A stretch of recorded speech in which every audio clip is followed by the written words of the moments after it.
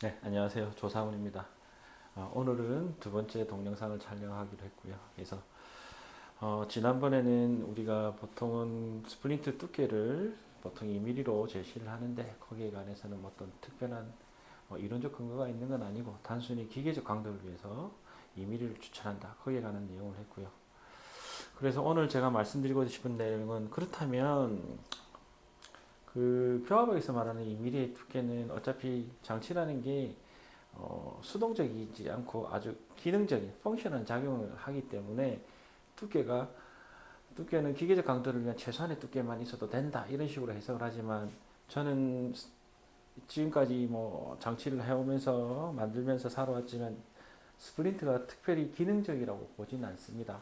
그러니까 기능적이라고 말하는 것은 우리가 보통 펑셔널하다 뭐 이런 의미를 가지는데 저는 단순히 스플린트는 기능적이라고 생각을 하진 않고 굉장히 패시브한 장치라고 생각을 하거든요. 그러면 이 기능적이다 혹은 패시브하다 이거를 조금 쉽게 설명을 하자고 하면 오토바이 헬멧을 예를 들 수가 있습니다. 그래서 우리가 오토바이를 타시는 분들이 헬멧을 쓰는 이유는 머리를 보호하기 위해서 쓰는 건데 그 머리를 보호하는 목적이 뭐겠습니까? 오토바이 헬멧을 써서 운전 조정 능력이 좋아져서 잘 안 넘어지도록 해서 머리를 보한다. 만약 이런 식으로 작용한다면 우리가 오토바이 헬멧은 펑셔널하다 이렇게 말을 할 수가 있겠죠.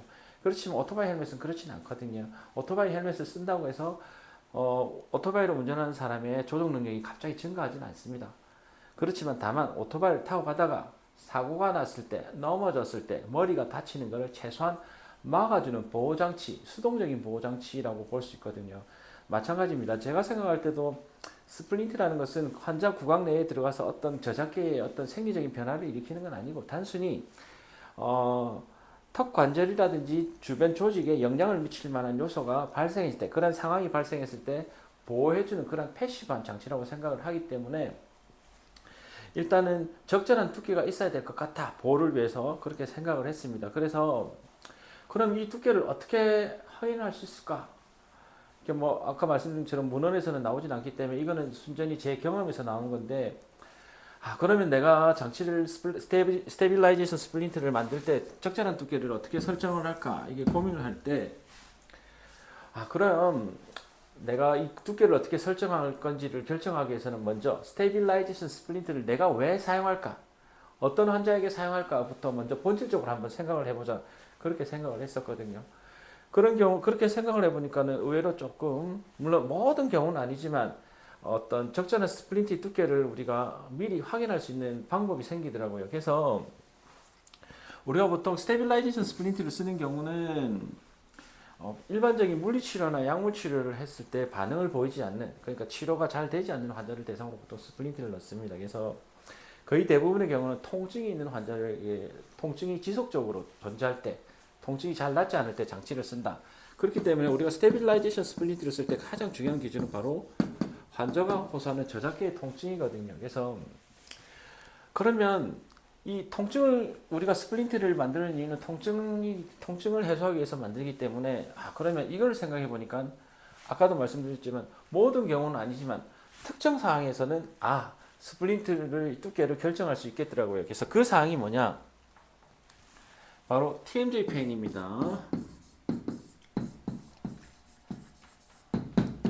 뭐 우리가 보통 뭐 근육통, 관절통 이래 나누지만 일단은 스플린트 두께를 우리가 결정한 이론적 근거를 가지고 결정할 수 있는 경우는 일단은 TMJ 통증입니다. 그래서 관절통을 호소하는 환자들 우리가 검사하는 방법이 여러 가지 방법이 있는데 대표적인 게 TMJ 로딩 테스트라는 게 있습니다.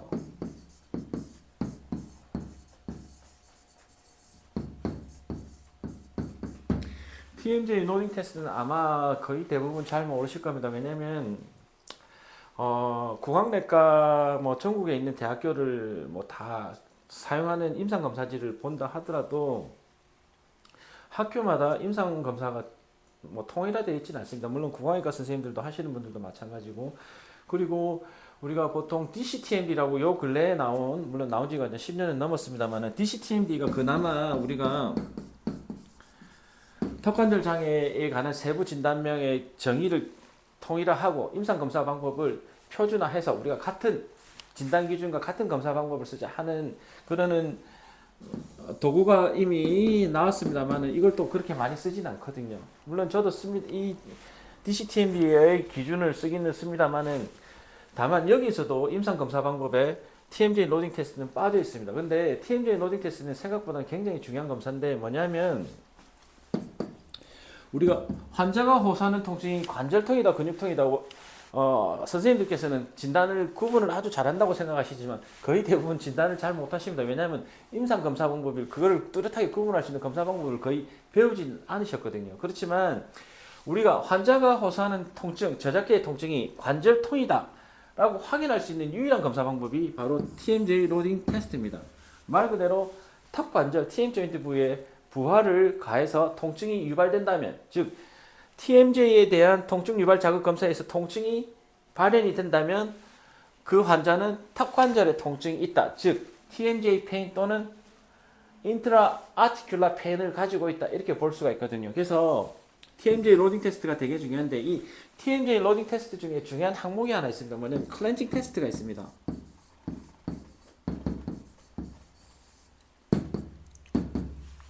이 클렌징 테스트가 아주 중요한 검사입니다. 이 클렌징 테스트를 통해서 우리가 장치의 두께를 스테빌라이제이션 스플린트의 두께를 결정할 수 있거든요. 그래서 이런 상황이면은 우리가 장치의 두께를 결정할 수 있다 생각하시면 됩니다. 환자가 턱관절 부위에 통증을 호소하는데 클렌칭을 했을 때 통증이 있다. 그러면 그 환자에게 그 통증이 있는 동축 부위에 이런 서랍자를 물립니다. 서랍자를 1개에서 보통 4개 또는 더 이상 물리셔도 됩니다. 다만 환자가 클렌칭을 했을 때 통증이 있을 경우 서랍자를 동측에 물렸을 때 깨물기를 했을 때, 즉 클렌칭 위드 바이 텅블레이드를 물렸을 때 통증이 소실되는 텅블레이드의 개수, 이게 바로 스플린트의 두께가 된다는 겁니다.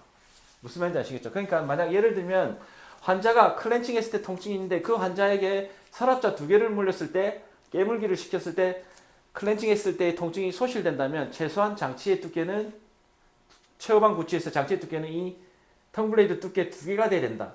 즉 이 클렌징 테스트를 통해서 우리가 스테빌라이제이션 스플린트, 즉 통증이 있는 경우에 두께를 결정할 수 있다라고 어떤 이성적 근거를 가지고 우리가 할 수 있거든요. 그래서 우리가 스테빌라이제이션 스플린트의 두께는 모든 경우에서 다 그런 건 아니지만 적어도 클렌징을 했을 때 통증이 있는 환자의 경우에는 통증이 소실되는 동측에 서랍자를 물렸을 때 통증이 소실되는 서랍자의 개수만큼 스플린트의 두께를 결정해주면 된다. 이렇게 보시면 됩니다. 그러면 환자가 서랍자 2개를 물렸을 때 통증이 없어졌다. 그러면 서랍자 2개만큼 올리자. 그런데 실질적으로는 이거보다 조금 더 올리셔야 됩니다. 왜냐하면 우리가 장치를 제작을 하고 환자한테 딜리버리 하는 과정에서 삭제하는 경우가 많거든요. 물론 저는 모든 스플린트, 뭐 ARS든 SS든 모든 스플린트를 제가 직접 병원에서 다 만들고 직접 기공을 하기 때문에 뭐 더 그렇습니다만은 보통은 우리가 환자에게 딜리버리 하면서 조정하는 과정에서 보통은 텅블레이드 1개 정도의 두께는 보통은 소실된다고 봐야 되기 때문에 최소한 환자가 텅블레이드 2개에서 통증이 잡힌다고 하면은 대략은 처음에 이라면 텅블레이드 한 3개에서 4개 정도 충분히 4개 정도의 두께로 일단은 버티컬 디멘전을 잡으시고 조정을 하시는 게 좋습니다. 이렇게 충분히 올리셔야 되는 이유가 또 다른 이유가 뭐냐면 만약에 환자가 텅블레이드 2개에서 통증이 잡힌다 하면 그 장치를 일단은 일정 기간을 조금 쓰셔야 되거든요. 근데 우리가 장치를 쓰는 기간 동안에 또 장치 조정도 하고 요번에 내원했다가 그 다음 방문했을 때 또 장치 조정을 하지 않습니까? 그래서 여러 번의 장치 조정을 해도 최소한 텅블레이드 2개 이상의 두께가 유지돼야 되기 때문에 처음부터 만들 때는 충분한 두께를 가지게 만드는 게 좋습니다. 그렇게 하시면 이해가 되실 거예요. 그래서 보통은 우리가 클렌징 테스트를 하면 거의 대부분은 텅블레이드 2개에서 통증이 잡히는 경우가 많은데 간혹 아주 드물게는 텅블레이드가 4개 정도 돼야 잡히는 경우도 있습니다. 그러면은 장치가 이렇게 보시면 되게 두껍겠죠. 그러면 원장님께서 두껍네? 너무 두껍지 않나 생각하지만 실질적으로 그래 두껍지는 않습니다. 어차피 스플린트라는 거는 우리가 영구적으로 쓰는 보철물하고 개념이 다르기 때문에 영구 보철물의 버티컬 디멘전을 잡는 거랑 좀 다르게 생각을 하시고요. 치료를 위해서 일시적으로 사용하는 도구이기 때문에 두께가 크다 하더라도 크게 문제가 없고 중요한 거는 우리가 근육이라는 거는 기본적으로 신전되었다가 원래 길이로 돌아가는 형태의 장기이기 때문에 길이 변화에 대해서 적응력이 굉장히 뛰어납니다. 그렇기 때문에 내게 하면 굉장히 두껍지 않냐? 한데 크게 걱정하실 필요는 없고요. 제가 개인적으로 볼 때는 장치는 의외로 두꺼우면 두꺼울수록 오래 쓰고, 특히 수면이가리 환자 같은 경우에는 통증이 없다 하더라도 우리가 장치를 만들 때 조금 충분한 두께를 만들어 주시는 게 좋습니다. 왜냐하면 수면이가리 환자들은 가는 양이, 자면서 가는 양이 많기 때문에 올 때마다 그거를 깨끗하게 정리해서 우리가 또 골고루 물리게끔 조정을 해주지 않습니까? 그러면 그런 분들은 조정하는 양이 되게 많거든요. 그래서 생각보다 장치가 닳는 속도가 굉장히 빠릅니다. 그래서 장치를 처음부터 너무 이렇게 낮게 만들어주면 장치를 새로 제작하거나 또는 장치를 다시 내진을 다시 올려줘야 될 상황이 자주 빈번하게 오거든요. 그래서 제가 개인적으로 생각할 때는 장치를 만든다 하면 물론 텅블레이드 개수, 통증이 소실되는 텅블레이드 개수를 기준으로 하되 요거보다는 충분히 한 2개 정도 많게 버티컬 디멘전을 잡으시고 장치 두께를 설정하시면 될 것 같다, 그런 생각이 듭니다. 그래서 보통 이 텅블레이드가 한 개의 두께가 제가 측정을 해보니까 보통 한 1.5mm에서 한 2mm 정도 사이쯤 나오더라고요. 그래서 이런 식으로 말하면 최소한 최후방 대구치에서는 최소 장치 두께를 봤을 때 한 개 1.5에서 2mm만 잡아도 최소 8mm 이상은 잡아주시면 장치를 만드시고 하시는데 큰 문제가 없습니다. 그래서 가끔 이런 경우가 있습니다. 원장님들께서 장치를 넣는데 장치를 쓰고 나니까 환자분들이 더 아파합니다 하는 경우가 있거든요. 그런 경우에는 장치의 두께가 충분하냐를 확인을 해야 됩니다. 그래서 장치의 두께가 충분하지 않았냐는 그 원장님께서 만든 스플린트를 환자한테 물리기 전에 환자가 클렌칭 했을 때 통증이 있다면 그 스플린트를 넣고 난 다음에 클렌칭을 시켰을 때 통증이 없어져야 됩니다. 근데 그 스플린트를 넣고 난 다음에 클렌칭을 시켰는데도 통증이 있다, 그러면 장치의 두께는 묻고 따지지도 말고 무조건 올리셔야 됩니다. 클렌칭을 해도 통증이 안 잡힐 정도의 충분한 두께로. 그렇기 때문에 장치는 생각보다 두껍게 만드시는 게 좋고요. 나는 충분하게 두께로 장치를 만드는데도 클렌칭을 했을 때 통증이 있다, 이런 경우는 좀 다른 경우입니다. 그런 경우에 또 다른 대처 방법이 있는데 그거는 오늘 설명드린 내용은 아니고요. 그래서 결론적으로 말씀을 드리면 우리가 스테빌라이제이션 스플린트를 장치의 두께를 결정을 할 때는 모든 경우가 그런 건 아니지만 환자가 클렌칭 했을 때 통증이 있다면 그 클렌칭 했을 때 통증이 있는 부위에 서랍자를 물렸을 때 통증이 소실되는 서랍자의 개수, 텅블레이드 개수가 원장님들이 만드셔야 될 스테빌라이제이션 스플린트의 최소 두께가 된다. 이것만 기억하시면 좋을 것 같습니다. 하시는 인상에 도움이 될지 모르겠지만 도움이 되었으면 합니다. 마치겠습니다.